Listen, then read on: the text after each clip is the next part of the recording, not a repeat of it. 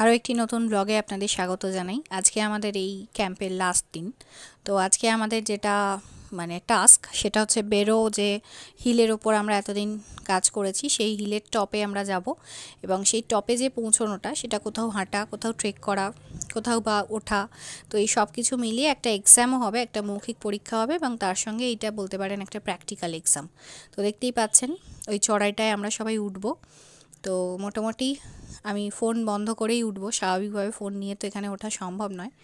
দেখে নিচ্ছি একটুখানি সবাই কীরমভাবে উঠছে। দড়ি দেওয়া আছে, তো স্যারেরা আছেন প্রত্যেকটা স্টেপেই, কোনো রকম ভয়ের কিছুই নেই। কিন্তু দেখে তো স্বাভাবিকভাবেই সেই গলা শুকিয়ে যাচ্ছে। আসলে আমাদের যিনি হেড স্যারই বলি আমি ওনাকে, রাউত স্যার, ওনার একটা বিখ্যাত উক্তি আছে, সেটা হচ্ছে যে গালা সবকা শুকতা হয়, ডার সবকো লাগতা হয়। ওই যে উনি দাঁড়িয়ে আছেন এই বয়সে এখনও পর্যন্ত ওইখানে দাঁড়িয়ে আছেন। তো ডারকে আগে জিত হে বলেন না উনি, উনি বলেন ডারকে আগে মত হে। তো দেখতে পাচ্ছেন উঠে চলে এসেছি। এই যে এখন সব বাকিরা উঠছে। এটা হচ্ছে বেরো টপ। এখানে আমাদের আজকে মৌখিক পরীক্ষাটা হবে, বিভিন্ন যে বিষয়গুলো শেখানো হয়েছে সেটার উপরে আর কি। তো এইখানে এখন সবাই একটুখানি ফটো সেশন করে নিচ্ছে, ন্যাশনাল ফ্ল্যাগও নিয়ে এসছে। খুব সুন্দর লাগলো, খুব সুন্দর, মানে ওঠার পর এত সুন্দর লাগছে আর চারদিকে এত ঠান্ডা হাওয়া। আর সবচেয়ে আশ্চর্যজনক জিনিস যেটা, যে এতদিন আমরা মাথা উঁচু করে দেখতাম যে আকাশে ঘুড়ি উঠছে, এখন দেখতে পাচ্ছি মানে আমরা যেখানটা আছি এটা প্রায় 600 মিটার উঁচু, এখান থেকে দেখতে পাচ্ছি ঘুড়িটা নিচে, মানে আমাদের তলায় ঘুড়ি, মানে আমরা এরকমভাবে দেখছি যে ঘুড়িটা নিচের দিকে উঠছে। খুবই সুন্দর লাগছে, খুবই ভালো লাগছে এবং এটা মানে মুখে বর্ণনা করা সম্ভব নয়। এটা এখানে না এলে, এই জায়গাটায় না দাঁড়ালে এই অনুভূতিটা মানে শুধুমাত্র মুখে বলা বা ভিডিও দেখে হয়তো সম্ভব নয়। তো আমরা সবাই চলে এসেছি মোটামুটি, স্যারেরাও উঠে এসছেন। এবারে এক্সাম শুরু হবে। প্রথমে একটা ক্লাস হবে, প্র্যাকটিক্যাল নয়, একটা থিওরি ক্লাস হবে। সেই ক্লাসটা হওয়ার পর তারপরে আমাদের এক্সাম শুরু হবে। মোটামুটি যার যার ছবি তোলার তারা সব তুলে নিচ্ছে। আমি চারদিকটা একটুখানি আপনাদের দেখিয়ে দিচ্ছি। চারদিকে ঘন জঙ্গল, জঙ্গলের মধ্যে এই পাহাড়ের টপটা, এবং কতটা উঁচুতে উঠেছি আমরা আশা করি বুঝতে পাচ্ছেন যে বাড়িঘরগুলো কত ছোট লাগছে। আমি জাস্ট জুম করে দেখালাম। তো যাই হোক, চলুন পরীক্ষা দিয়ে নিই, তারপর আবার নামতে হবে। মোটামুটি পরীক্ষা হয়ে গেছে। এবার আমরা আস্তে আস্তে নামার পথে, হাফ রাস্তা নেমে এখানটা বসে আছি পুরো ঘন একটা জঙ্গলে, এবং এতটাই ঘন জঙ্গল, এই দেখুন হাড় পড়ে আছে। মানে এখানে হুড়াল বলে এক ধরনের ইন্ডিয়ান উলফ প্রজাতির মানে জন্তু রয়েছে, যারা ওই মুরগি, হাঁস, ছাগল এগুলো খায়। তো তারই হাড় পড়ে আছে। আর এই যে জঙ্গলের মধ্যে দিয়ে আমরা এখন যাচ্ছি আস্তে আস্তে হেঁটে হেঁটে। এখানটা দিয়ে আমরা আজকে বাড়ি পৌঁছবো, মানে বাড়ি মিন্স ক্যাম্পে পৌঁছবো। ক্যাম্পে পৌঁছানোর সময় আমাদের হয়ে গেছে। আস্তে আস্তে ধীরে ধীরে আমরা এগিয়ে যাচ্ছি। স্যারেরা লিড করছেন স্বাভাবিকভাবেই, কেননা এখান থেকে রাস্তা খুঁজে পাওয়া খুবই মুশকিল, কোন দিক দিয়ে যেতে হবে না যেতে হবে স্যারেরা সম্পূর্ণ লিড দিয়ে নিয়ে যাচ্ছেন। এই যে দেখতে পাচ্ছেন চলে এসেছি ক্যাম্পে। আজকে আমাদের লাস্ট একসাথে লাঞ্চ খাওয়া, আবার কবে দেখা হবে জানি না। এতদিন ধরে এই মাঠটাই ছিল আমাদের ডিনার করার বা লাঞ্চ করার জায়গা।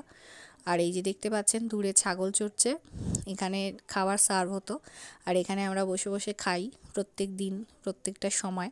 তো আজকে লাস্ট, খুবই মনটা খারাপ লাগছে, সবাই এই জন্য একসঙ্গেই বসেছি। তো মোটামুটি আমাদের খাওয়া দাওয়া হয়ে বাকি সব কাজ হয়ে গেছে, ফ্ল্যাগ নামানো হয়ে গেছে। এবারে আমাদের যেটা হচ্ছে সেটা হচ্ছে তাঁবুগুলোকে গোছানো হচ্ছে। দেখতেই পাচ্ছেন এতদিন এখানে যখন তাঁবুগুলো টাঙানো ছিল কি সুন্দর ভরাট লাগছিল, এবার আজকে সব ফাঁকা, সবটা যেন কীরকম একটা মন খারাপ লাগছে। এবং এতদিন এই মানুষগুলোর সঙ্গে কাটানো, অচেনা অজানা মানুষগুলো কয়েকদিনে এত আপন হয়ে গিয়েছিল, মনে হচ্ছিল যেন এরাই সব। আমাদের বেসিকদের তাঁবু গোছানোটা কাজ নয়, কিন্তু তবুও আমাদের যেহেতু দেখানো হয়েছে আমরা একটুখানি চেষ্টা করছি। আমি অবশ্য মানে ফোন নিয়েই ঘুরছি, আমি খুব একটা হাত ফাত লাগাইনি, ওরা করছে আমি দেখছি। তো যাই হোক, অনেকটাই শিখেছি, অনেকটাই জেনেছি এবং সবচেয়ে বড় কথা অনেক বড় একটা এক্সপিরিয়েন্স হয়েছে। আর এই দেখুন আমাদের ক্লাসরুম, এইখানে আমরা রোজ সন্ধেবেলা ক্লাস করতাম, কারণ বাইরেটা তো প্রচণ্ড ঠান্ডা, সেটাও আজকে খুলে ফাঁকা হয়ে যাচ্ছে। সত্যি যেন মনটা এত খারাপ লাগছে, সবাইকারই মনের মধ্যে একটা যেন কীরকম লাগছে। তো সেইটাই, আবার দেখা হবে অন্য কোথাও অন্য রকমভাবে। এখানে সব গুছোনোর কাজ চলছে। এই পাহাড় এতদিন আমাদের সঙ্গ দিয়েছে, এবার আমরা তাকে একা করে দিয়ে চলে যাচ্ছি না আমরা নিজেরা একা হয়ে যাচ্ছি বুঝতে পারছি না। সবাই যে যার মতন করে কথা বলে নিচ্ছে, আবার কবে দেখা হবে, আবার কিভাবে দেখা হবে। সত্যি সেই 3 ইডিয়টসের লাস্ট সিনটার কথা মনে পড়ে যাচ্ছে। চলে এসেছি আমরা বেরো স্টেশনে। বেরো স্টেশনে খাবার দাবার সব দিয়ে দেওয়া হয়েছে। হেঁটে এসেছি 8 কিলোমিটার। এবার এখান থেকে আমরা যাব আদ্রা স্টেশন, তারপর সেখান থেকে কলকাতার ট্রেন। কিছু কথা না বললে সম্পূর্ণ বিষয়টা অসমাপ্ত থেকে যায়, তাই একটুখানি কথা বলবো। বিষয়টা হচ্ছে, আমি প্রত্যেকটা মানে ব্লগেই প্রায় বলেছি, তাও বলছি যে এই যে কোর্সটা, এটা হচ্ছে মাউন্টেনিংয়ের কোনো বিষয় না, এটা সম্পূর্ণ রক ক্লাইম্বিংয়ের ওপর কোর্স, মানে একদম বেসিক একটা মানে অ ক খ বলা যেতে পারে।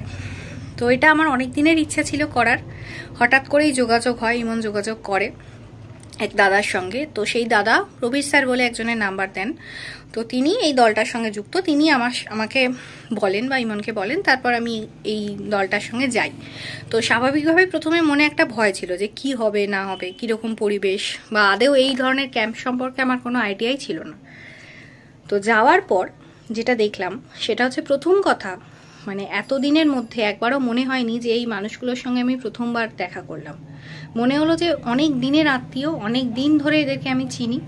এবং স্যারেদের ম্যামেদের কথা তো নতুন করে বলার কিছু নেই, মানে এতটাই ওনারা মানে কি বলবো কেয়ার করেছেন ছাত্রছাত্রীদের, মানে নিজের সন্তান তুল্য। হয়তো বয়সের দিক থেকে তারা কেউ কেউ আমার থেকে বয়সে ছোটও হবেন, কিন্তু কোনো কোনো সময় তারা মনে হচ্ছেন যে আমার মানে একজন আমাদের অভিভাবক।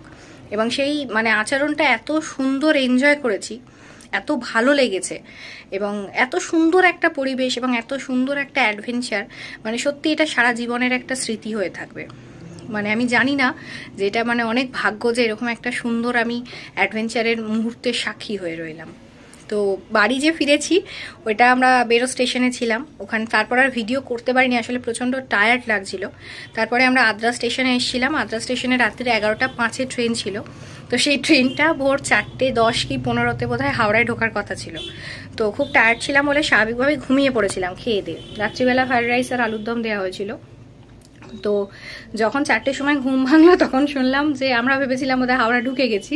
তো তখন দেখলাম যে ট্রেন ছাড়েইনি, তখনও অবধি আমরা আদ্রা স্টেশনে দাঁড়িয়ে। তো তারপর ট্রেন ছাড়ে মোটামুটি 4:30-15-20-তে ট্রেন ছাড়ে। যখন হাওড়ায় ঢোকার কথা তখন ট্রেন ছাড়ে, মানে 4-5 ঘন্টা লেট ছিল।